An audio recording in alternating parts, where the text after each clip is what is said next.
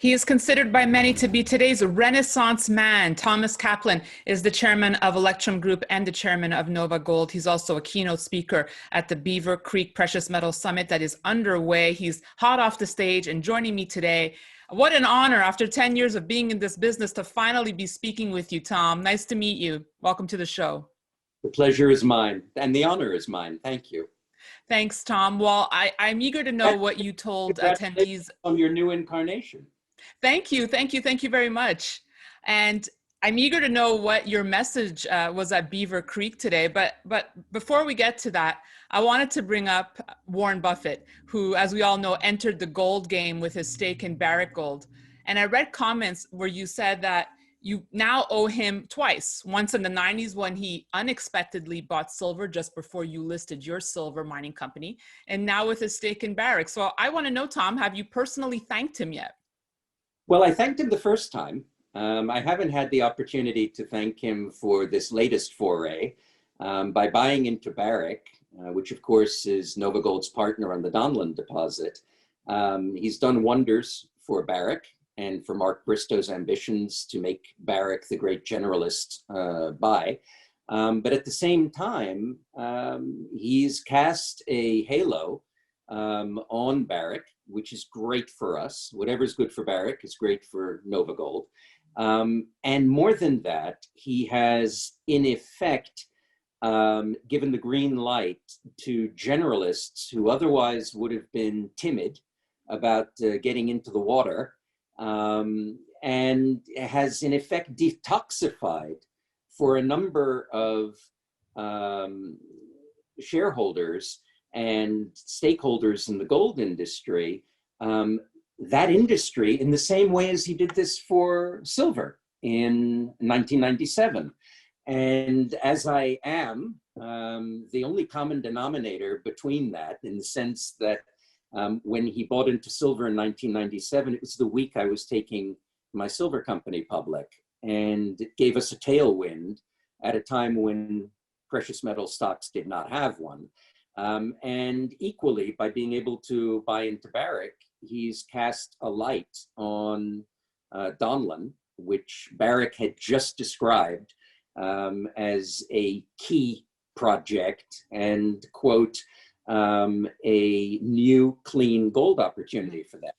So from my standpoint, it really couldn't have been better. And I will manage to convey my congratulations, even if he doesn't know what I'm talking about. Well, Tom, I think you raise a really important point there, and I just want to go back to it. Because as you said, he's kind of given this blessing to the gold market on Wall Street, which has not usually accepted gold. But now we're seeing these, Wall Street tycoons stepping into the game here. Do you think this will change, or has it already changed Wall Street's acceptance of gold? Let's put it like this. Gold still remains on Wall Street and in the West, probably the most under-owned, least crowded trade in the global financial markets. What we've seen by the advent of what I would call bold-faced names, the latest of which, of course, was Buffett, but the week before was Mohamed El-Arian, who's certainly, not considered to be a gold bug, and Mark Mobius, an expert in the emerging markets, saying rightly, buy gold at any price. And he was right when he was saying this, for sure. Ray Dalio, who is known to be the furthest thing away from someone who would worship a totem. And, he's the ultimate hyper-realist. And the way that he essentially encapsulated why everyone should own some gold, and that those who don't either don't understand history or the economics of gold, this is huge. And then, of course, Jeff Gundlach and Paul Tudor Jones, and even, a Harvard economist, Ken Rogoff.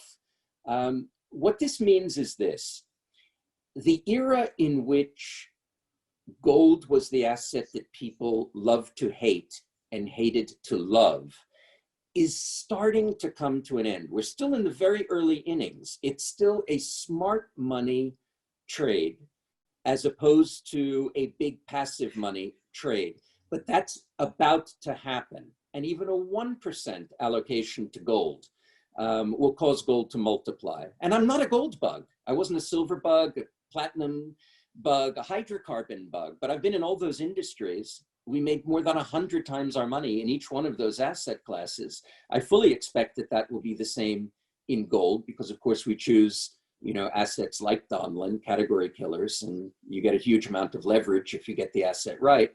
But I think that what Buffett has done is he's made it safe for a lot of people to go back into the water. And the attitude is going to be, if Warren Buffett, who's been a naysayer on gold for 40 years, can take a stake in Barrick. Mm-hmm. In fact, the only new long that he'd added at that time, or at least up until the time when he disclosed his holdings in 3 Japanese trading companies, this is a watershed event. But I think all of those buyers have created this beautiful buffet of validators that those who want to go into gold will now be able to cite, you know, pick a name and take that to their investment committee. And feel better about it, perhaps, psychologically. When you say, sorry. No, you're right. I'm agreeing with you.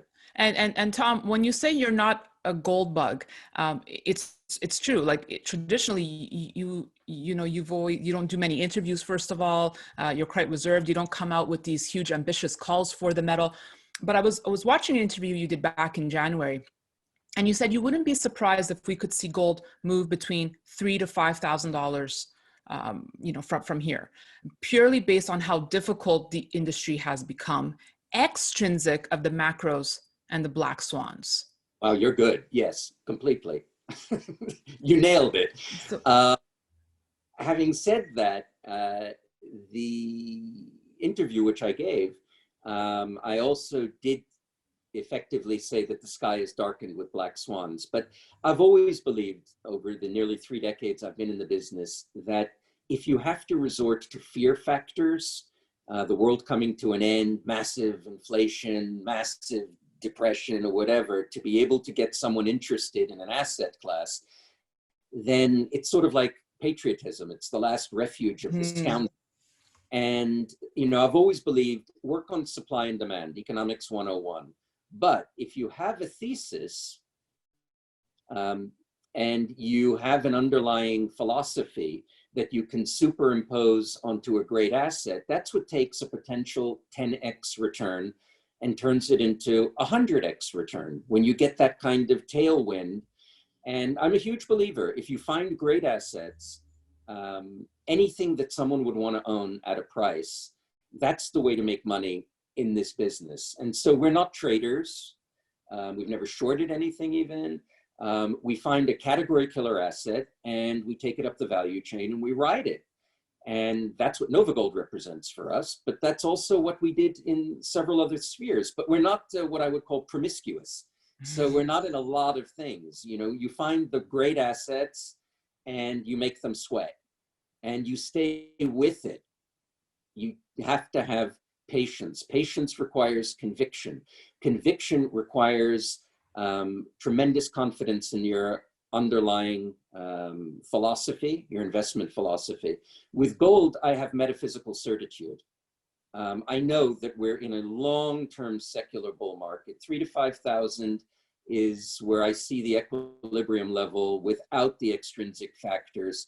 But truth be told, I think that we will look back upon this era as one in which wherever you bought gold, whether you bought it at 1,200, 1,500, 2,000, gold is much more likely to look like what's happened in the Dow since the early 1980s. Went over 1,000, went up to 2,000-ish. You had Black Friday, you know, Black Monday, whatever. You can barely see it on a chart. And I think we could see a similar trajectory for gold based on a lot of those macros. Interesting. Tom, what do you think is different this bull run around compared to what we saw in 2011? What's different about this time? Well, first of all, I think it's a continuation. I know it sounds very cavalier to be able to say this, but this was our philosophy at my company, in the Electrum Group. We take positions in assets, and as I said, our attitude is it may take 10 years for the market to come around to our point of view, but if we've got the right assets, we'll make at least 10 times our money. And if the market really comes around to our point of view, a multiple of that. The difference is this: the market's now ready for the next leg of the gold bull market. The first leg was the one that took us up for 12 consecutive years in a row, regardless of whether there were inflation fears or deflation fears, whether there was a glut of oil or a shortage of oil, political stability, political instability, dollar weakness, dollar strength. It didn't matter. Every year for 12 years, gold went up. That is a bull market. It shrugged off every preconception. Then you had, it's almost biblical, not 7 years, but you had more than 7 years of a pullback, which was a cyclical correction within a secular bull market. That pullback formed some fabulous chart patterns, which you may be surprised that I refer to, but you had a saucer bottom, a declining wedge, all kinds of things which are indicative of a continuation to the underlying move. The first move in gold took it from 250 to 1900. We had a pullback. If a stock went from 1900 to, or right. 19 to $11, but came from 2.5, you wouldn't be shocked. The next move is going to be a third wave, a long wave that could last for a decade, 15 years, maybe more. I'm a historian by background, so this is normal for me. It would be very difficult for a fund manager to behave the way I do. I get that. There aren't that many who do behave that way. I was just on, being interviewed with Ross Beatty. Ross is one of those rare Rembrandts who, takes the long view, positions himself with the right assets, takes them up the value chain. Basically, we do what we do, both of us, and we're really close pals. But I would say this is going to be a very long wave, and the macros now are so powerful. They are inexorable. And when you take onto those macros, the industry fundamentals, no new discoveries, the majors burning through reserves faster than they can replace them. Grade has collapsed by 50% over the last decade. So you have supply not coming into the market. You have quality declining. By definition, the cost structure rises.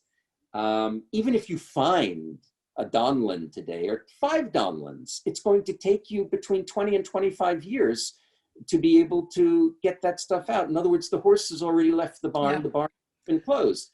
So for a variety of reasons, intrinsic to the gold industry and extrinsic from macros all across the world, I think that you really are looking at a complete paradigm shift that will make gold the generational trade for anyone, whether you're a gold bug or not. What's interesting to me, Tom, is, interviewing you today, and I've interviewed Frank Giustra recently, Pierre Lassonde. Again, not people who generally tend to give many interviews. They don't come out bullish for any reason, but you're all echoing very much the same message, which to me is kind of what's different this time around. So I find that very interesting. The other thing I like that you said is that gold is the only asset class that isn't someone else's liability. Can you explain what you meant by that? We're living in an era in which everyone wants to debase their currencies, whether they say it or not. No country wants to see itself have a strong currency for competitive trade reasons. The Europeans would love to see a weaker euro if, in weakening, it did not signal that the Eurozone was unraveling. As an example, we know that the United States wants to see a weaker dollar. Mm-hmm. I could go on and on and on, but the reality is that we are living in an era of currency debasement. We're living in an era of modern monetary theory, which is a nice way of saying you can issue all the debt you want without consequence. All of these things, whether they're currencies or they're debt instruments, they're all pieces of paper that represent someone's liability. at a time when people, I don't even think about the consequences of repaying them. You don't have to be an Austrian school economist to simply understand that there's no precedent for a free lunch across a number of years. There are times when you have to deficit spend. If you're going to engage in a war against totalitarian regimes in Europe, then yeah, you're going to have to do whatever it takes. But what we've seen now is a complete departure from anything that we've ever seen before. And I think that the ability to be able to have money, which is gold and silver, the only money that can't be printed, the only money that when you actually own it allows you to be in effect your own central banker. This is unique. And the fact is that for thousands of years, gold has been viewed as money. And it still is. I think one of the most important things that people have not given enough attention to is the fact that central banks have been huge buyers of gold.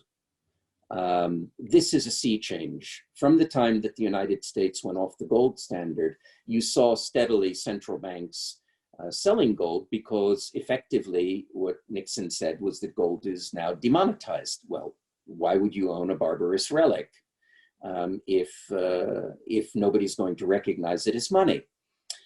However, I always view the central bankers as being museums, in the sense that like a museum has an inside edge on being able to determine that which will be considered to be art.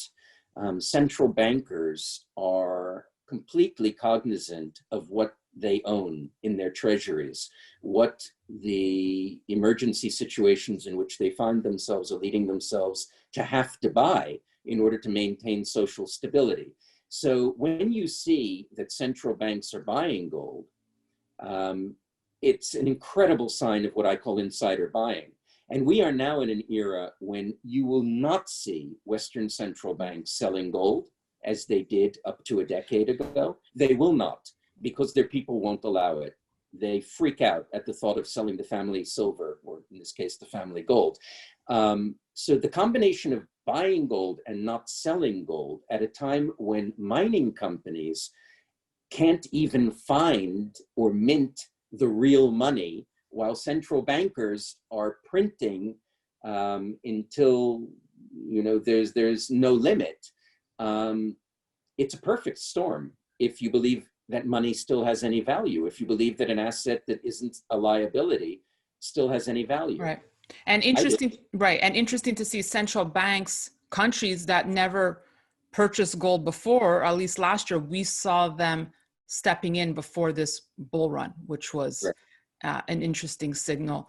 Tom, I mentioned at the start, you are a Renaissance man. Anyone who reads your background, you have an eclectic mix of passions and loves. How do you manage all your passions? So you have natural resources. I know you're the largest holder of Rembrandts in the world. You care about saving wildlife. Tell us a little bit about your passions. Well, the late Alan Rabinowitz, who was the co-founder with me of Panthera, which is, I think, now the leading NGO dedicated to the saving of all species of wildcats. He said to me, "Do you realize how lucky you are that you're so passionate?" He said, "You're passionate in your business, you're passionate in big cats, you're passionate about art and culture and history, and it's all true." And he said, "Very few people are passionate even about their families," which I am as well. He said, "To be able to be passionate is a gift. It's not something that can be taught." So I view that as pure luck that from the time that I was 6, 7, 8 years old, I fell in love with Rembrandt. I fell in love with big cats. I fell in love with history. All the things which I was able to pursue in my life, and which my vocation, about which I still know very little intellectually, has managed to fund a lot of these passions. A lot of wildlife, a lot of land has been saved because of the mining business. And, you know, it's just one of those great facts that I was lucky enough to be good at something which allowed me to truly fulfill myself in all the other ways that I'd always hoped, but candidly never dreamed would actually happen. Well, I really appreciate your passionate comments today and for joining me. As I mentioned, you just finished your talk at Beaver Creek, which hopefully will be there next year in person. So thank you so much, Tom. You're truly an interesting person. I appreciate you coming on my show today.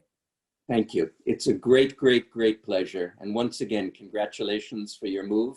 I'm sure that it's going to prove to be as stellar as your previous incarnation.